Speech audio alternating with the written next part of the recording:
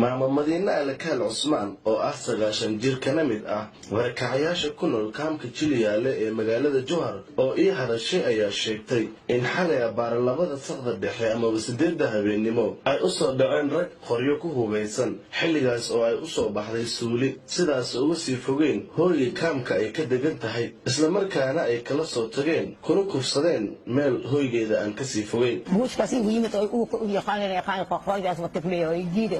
waa soo kaxaystay oo garabka ayuu ugu soo qaaday wuxuu ahaa nin aad u xoog badan marka uu i keenay biraha warshada isnaay waa uu iska keeriday oo dhulka ayuu igu tuuray durbana wuu i kufsaday xilligaa ma awoodin in aan qaylo dhaamiyo oo qof da ah ayaan ahay waxaan fahamkaygii ama xisba dib u helay saakay aniga oo isbitaalka yaala isla markaana dhiig baxaya ayay tiri maama Madiina Alkaal Cusmaan oo aan ku booqday isbitaalka gobolka Shabeellada Dhexe oo lagu dabiibayay aniga nin qoray wata ay qabtay waa ijiido hada ijiiday suuga usi suuqa dib usi waxaan galay waa yelmiyo waa uu ku talisay aniga ayaa ii muso عليه رابطة الطول الجيفة عن ليه أنا تقول حنك إذا تاس أما اللي مقلي ويكل قلي ويفليسي لما شيء قال كاس بوش كاسي ويمت يقال قال جالس وتفليه ويجيد ما هو قدام جيدي يبغى جيراني كاس أسوق فيه وين أسيجيد حقه قليل وفيدي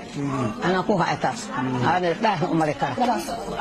يدير شرب gabadha ay dhashay maama Madiina oo warbaahinta la hadashay ayaa sharaxday dhacdada foosha xun ee hooyada la kacay waxa ay sheegtay in saakay 5 subaxnimo ay maamadu ka soo qaadeen goobta uu kufsiga uu ka dhacay hooyaday iyadoo mas'uul soo aaday asnin qorle inaas qabsaday kufsigaas garab ka saartay markaan maaqna hooyo markaan dhahnane waa oo la baxay meel baan u aadnaan waynay oo meel oo washad aas geestay ساعة صباحين بعلق سوقاري بوشش كويمت هاي وحي أصاب بعد مسقول الباب كأكتيس أو كقبصري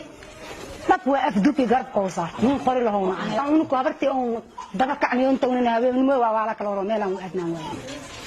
ويل أو استسعدي أو جراش كيس إسكفرنايو ماشي أول كل بيا هاي ماشي عن جوكتي هبرتنا بحيل وساب بوش كدلي على عم كإمري دوساي هاي ران قال سوته صار بنك صورنا وعبانا على قطي هدنا واكل إلى حد إيجاري يا صعب xiriir aan la sameeyay maamulka gobolka Shabeellada Dhexe ayay ku sheegeen in dhacdadani dad lagu tuhmayo loo soo qabqabtay isla markaana xabsigu ay yaalaan dhacdadani kufsi ee caynkani ah ayaa ahaanaysa midii ugu horeysay ee ka dhacda magaalada Jowhar ee xarunta maamulka Hirshabeelle Cabdifataax Axmed Maclow Bulsho TV